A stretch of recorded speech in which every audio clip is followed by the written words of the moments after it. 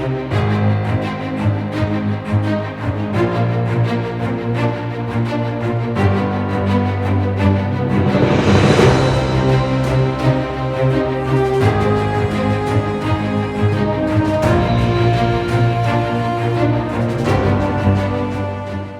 welcome back to the Sleeping Grush. We're not actually in the Sleeping Grush. We are at Adepticon 2025. I'm Phelan Jon, and I'm also not Lore Master Matt because he sadly cannot be with us. He's handling some family stuff. So let's all give him a big round of applause because we love him.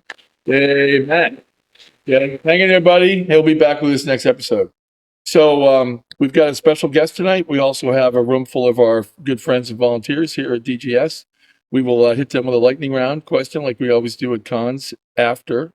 But first, we have Patrick Keith here from Bombshell Miniatures. Hey, man. His own lovely art dictator. Lovely and talented.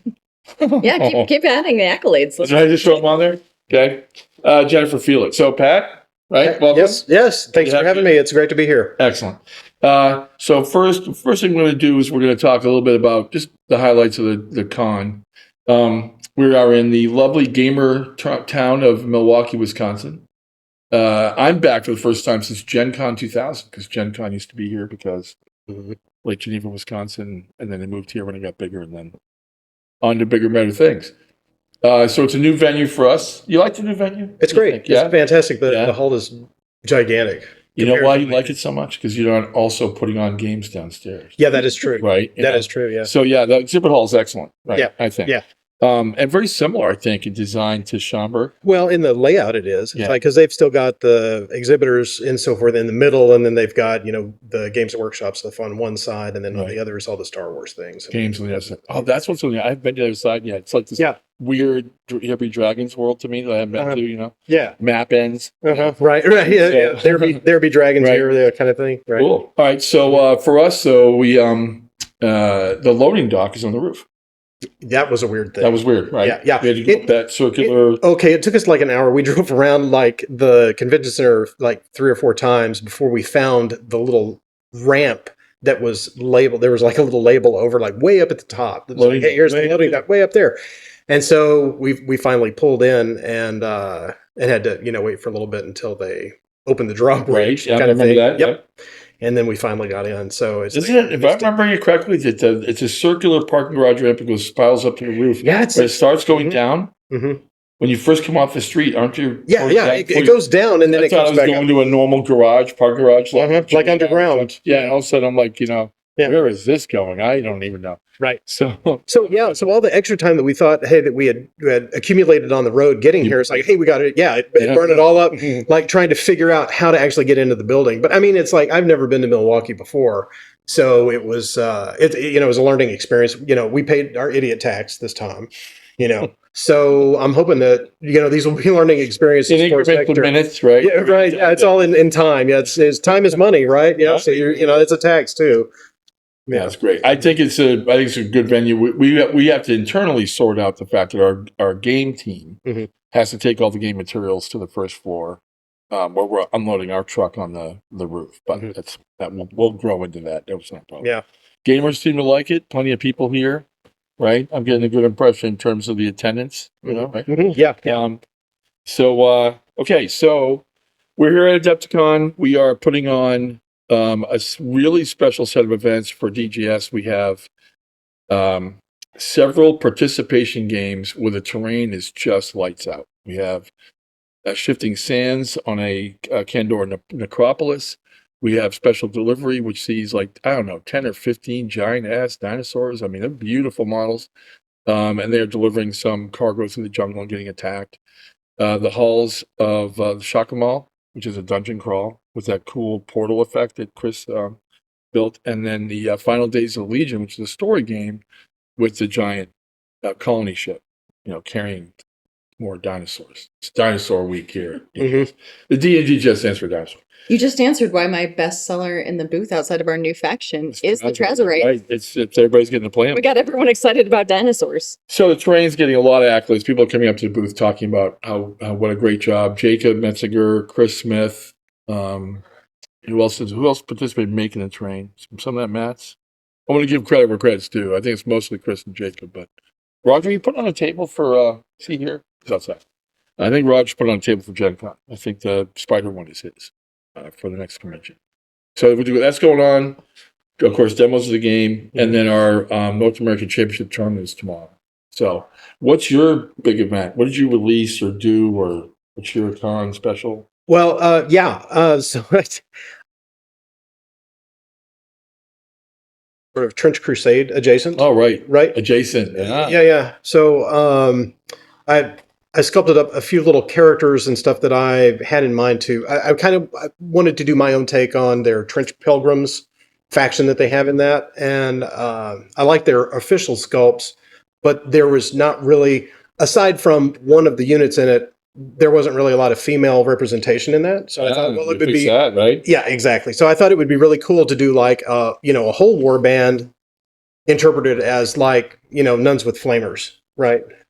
Is what's wrong with that? Exactly. Zero. Everything is right with that. Yeah. It's totally cool. He just talked me into joining my husband in Trench Crusade. I'm gonna stop up tomorrow and Yeah. I don't know. I'll have to learn because I don't know anything about it. Is it World War One esque? Yes, it's punky World War One, or right. Well, it's kind of the setting of it is like if the Crusades had continued and there was an actual an open gate to hell that let demons and so forth out, then that's been happening all up through 1914 into the World War I, like where technology would be at that level. And so it's a blender of, just a lot of different genres and stuff in this thing. And you inspired to add some bombshell to that. Well, yeah, sure. Because it's like it was an opportunity to kind of do stuff. Their whole community is like really grassroots, it's a model agnostic game. So even though they do have official models or whatever for it, it's like you can kit bash your own stuff, for models that you have, or you can buy other people's models so they're really encouraging a lot of creativity as far as, making your own custom war bands and that kind of thing. So I thought it was a really interesting idea, and fosters, more of the hobby side of it, kind of thing, as opposed to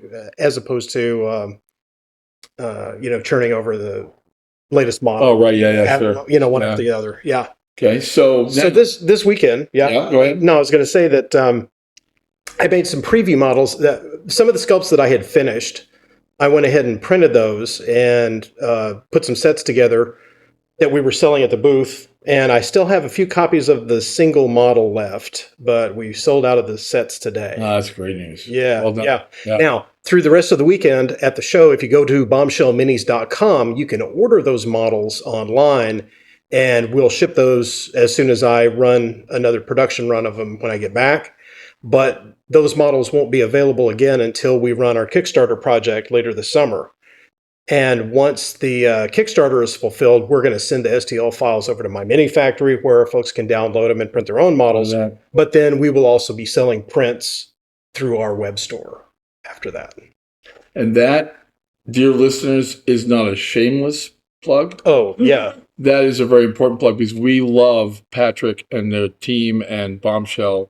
And so we're happy to support them anyway. But we're also, the reason we have him here is not to, to just do that. It's because he and Jennifer are working on a project together for DGS, which we'd like to hear about. Oh, there's other stuff. Oh, there is. So how much do you want me to leak? I told you earlier, you were. Are we doing like the game name and everything? First of all, Matt's not here. One. Right. Okay. Julie can't currently reach me. So okay. Right? So no adult supervision. Yep. Julie can reach me. Now, listen, if you're a loyal listener to the Sleeping Grush podcast, and we let go of some information that, maybe in some greater scheme of the 5-year plan is a little early. Good on you, for being part of it. So I'm not going to. Well, I just wanted to see if there were any guardrails, but we are making no murder. Okay. She had a Why do you have to ruin? I do. I specially saved that ribbon and brought it. So I grabbed extra, so I'll have one. Do you know where it is? Because Matt Green has threatened to cross out the BO and hobo, and you need to be careful. That when you get it back in the original condition. I'm just saying. Okay, gotta be careful. All right, so I interrupted. You were talking about you guys working together. As much as we love our beautiful world of Phelan, and we're never going to abandon it, that's always going to keep going and be wonderful. We are adding to it. We are. We are adding a whole new game system, game line, new lore, new fantasy, New world. Yeah. And currently, Patrick Keith has sculpted everything that we have for it, and is That's crazy. Gonna help us launch it. And he's the perfect sculptor for it. You know, when we started talking about the models and what they were going to look like, there's some projects that I'm just like, this is the guy I have to have. Are you? Them. It seems like it. The Moon's Priestess. Would you? I'm asking. No, it seems like I wanted to hear from Pat. Why? I mean, you tell me. You enjoyed it, obviously. Right? Well, yeah, I did. You want to go on doing it? I do. Tell us about why. Yeah. It was really kind of funny because when I was first approached with the project, I looked at that and it was something that was different from some of the other stuff that I had done before. So I'm always out there looking for like how I can expand my work and to do models that I haven't really sculpted before. And because this was kind of a modern setting, you know, modern fantasy, right. Urban fantasy. Yeah. Hadn't done models that were like that before. So it was an opportunity to kind of stretch and grow and do some cool things. Plus, since the design was kind of open-ended, I was able we were able to work together, you know, because Jennifer, right, or Jen, which I'm not sure which one you like. I like both. Okay, because you sent me some sketches as far as like, here's some, you know, description sketches, and here's, you know, like a Pinterest board and this kind of thing. And so we had a lot of back and forth, which that's one of the things that I really enjoy working with art directors for is, Dictator. Art dictator internally. I love that he is showcasing. God, that's great. Don't see me that way. It's my. Well, we the dictator to us. Yeah, you know what's beautiful about that? It's all recorded on that. I'm just saying, there's no getting out of it now. Yeah, sorry. As long as my artists are saying that I'm not treating them that way, but yeah. I work with fantastic artists. The best thing I can do is turn them free and be nicer to them than you are to us. Sure. No, it's super great because it is a very collaborative process because. And I've got the messaging to prove it, you know, because it's great because it's like, you know, she'll send me stuff and then I'll send her stuff, you know, like we'll message back and forth. And it's like, and sometimes it's like in the middle of the day, it's like, oh, I found this thing and I'll get a thing or she'll get, you know, something back from me. And then as I'm working on the pieces, I'll take screenshots of that and it's like, okay, well, here's what I've got in mind for this costuming. And it's like, okay, well, this part's really cool, but can you put this jacket on it or like these jeans or, you know, or something like that. And that's okay. And it's cool because it's like I can go in and do that. And particularly because now I'm working digitally, you know, since 2017, it's like I've been working in ZBrush. And the process that I'm using for sculpting now is a whole lot different than, you know, is back in the old putty days. Yeah. Because it's like making any kind of changes like that. It's like, well, you've got to go in and cut the material off and then, you know, resculpt and all this sort of thing. And I don't really, you know, it's a lot easier to make changes digitally because it's not really a physical product. Aside, Patrick, I'm just curious, you know, not specific to this particular project. Are you cool with that? What? The change from the physical sculpt to... Yeah, I love it. Yeah, I don't ever... Just want to get your take. Yeah, I don't ever want to touch putty again. Yeah. Yeah, okay. Sure. Yeah, and the reason why is like, well, because I started off, you know, okay, well, when I first started sculpting, I don't know how much you want to hear about this, but... Go. Right? We want to hear about it. Yes. When I first started sculpting, I had taken some sculpts that I had done in Milliput, and I don't know how, you know, if your audience is, you know, familiar with Milliput or how. Don't go Google it. Yeah. I don't know. But I had done some, you know, full sculpts and took those to the Reaper guys when they were out at a tournament, a convention and stuff, right? You know, where we are. And they were asking me, it's like, why did you sculpt this out of Milliput? Why didn't you just green stuff? And I was like, well, I don't know what green stuff is, and I've never sculpted with it. So Ed, who at the time was, he gave me some green stuff and some other little sculpting tools. I said, here, go away and play with this, and then come back and, you know, let me know what you think. And so that's how that kind of started. And it's like, I've messed around with it. And then now, keep in mind, this is before there was YouTube or the internet. Okay. I do remember that time. Yes. That's not everybody. That was a time in the way back. Okay. Yeah. And so way back machine. Yes. Yeah. And so I didn't have any resources, you know, right, to look at that stuff up. So I just muddled my way through it. So, but anyway, you know, you fast forward before that, or, you know, beyond that. And, I continued to work with it, and fight with it, but I never, and it's not even a sculpting material. I mean, it's a plumber's putty, right? And the only reason, the green stuff, from Polymeric Systems, it's Neatite, right? And they still sell it as a plumber's putty, but they went to packaging it as a sculpting putty, after decades. It was discovered by Tom sculptors. Tom Meyer, that was the sculptor right. for Ralph Arthur. Yeah, Yeah. I know Tom. I'm just a fountain of knowledge about the sculpting industry. Yes.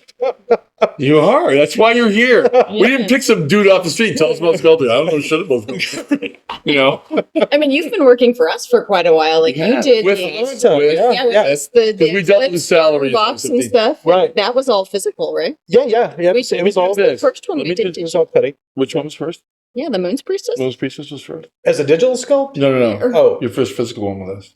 Well, no. It was a guy with an axe and I can't even remember what it was called. But he's warrior. Yeah. Well, I did a piece. No, it was hold on. What's a board if it's down? Yeah. If it's down like that, It's down like that. right? Yeah. I was looking in my head. I was looking at the Western apparent. I have no idea why. I don't know our models, people. It's bad. Speaking of which, let me. Hey. Okay, so it's a family-friendly podcast. Mostly, I'm going to regain control of these goobers. I just want to interject for a second because the listeners are following along, but I do believe they want to hear this, but I want to catch them up on what the project is. Yeah. Okay. And so I'll do most of the leaking here, so Jennifer can say she was mostly innocent. We are going to open a whole new world, right? We have the world of Phalon. Never going to leave it. We have lots of plans associated. We're going to make different games in it that aren't miniatures games, board games, card games. Okay, but we are opening a second world, and it's taken us this long to do that because all of us have gone through the Spartan games, the hobby products, the companies that were brilliant, and then they opened a second game line. They didn't have the staff to attend to both, and they were doing too much, and we didn't want to do that. Spread too thin. Right, spread too thin. So now that we have a team that's going to work on OSS primary, not have responsibilities that are significant, we have a game line on Shadowed Streets, urban fantasy. In this world, the supernatural exists, but most people don't know about it. Okay. And part of the game mechanics there'll be civilians on the table called norms that doing something supernatural or advanced technological near them jacks up feedback, and as a game mechanic that involves certain pressures on your decision making. Right? 6 factions that Colin's designed. Colin Scott is the lead designer and also the person who came up with the world. It's amazing. And you are working on right now together one of the factions we're going to release first. Yes, we're doing the Midnight Court, the vampires. Yeah, so you can and Colin's right here. So as Jennifer's talking about, correct me. Yes. I saw that coming. And I'm out of the AOE of that fight also. So it's something I'm So that's what they're working. Patrick and Jennifer are collaborating on the development, but we're done with the starter. Yes, we have completed sculpting. So That started to the Bureau. Right. 66. Bureau 66 is the international police force that knows about this and tries to keep a lid on it. Yep. That's it, right? So they're this world's version of Interpol with no oversight and a complete willingness to kill to keep the world secret. I like this game already. Right. The norms just get in the way. We can just off them, and that solves the feedback problem. Murder, yeah. They knew too much. So they had to die. Right. Okay, so your work, tell us about Midnight Court. So Midnight Court, we started with, Colin and I were talking about the leader, and we had some conversations about, do you care how many of these models are female versus male? And he's like, no, I like strong female leads. It can absolutely be a female leader. And since you have the Baroness. Baronet. I like that. Yeah, and since rank of nobility in European nobility. Yep. Right. And so she is holding that court together. Now, while it is run by the vampires, they are not the only ones who can belong to it because they have the Blood Hunter, who is actually a lycanthrope, who is working with the vampires.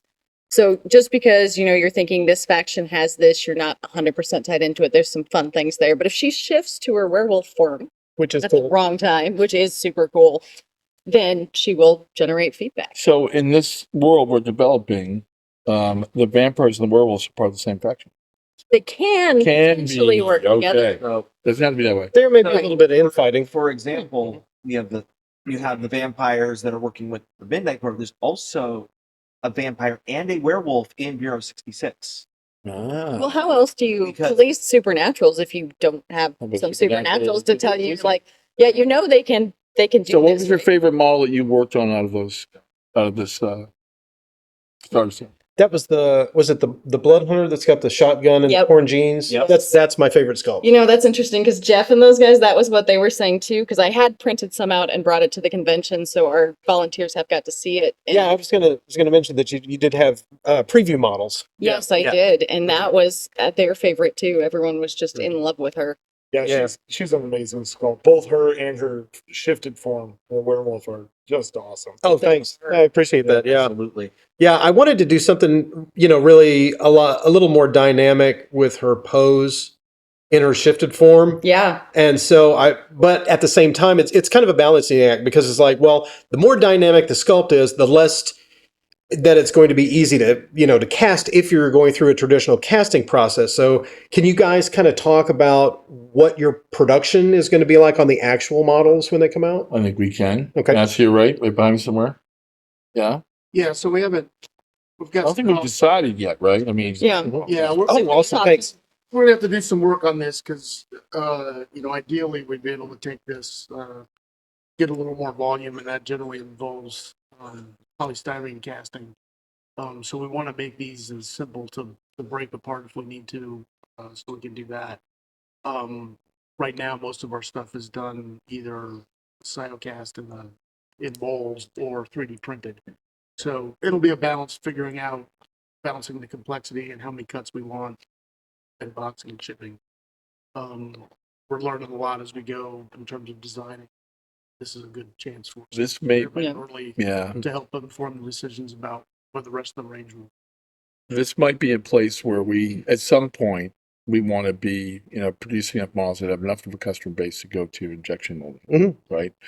And so, in fact, didn't we meet a Yeah. company did, that does yes. work in the United States? Because we also like to do that if possible.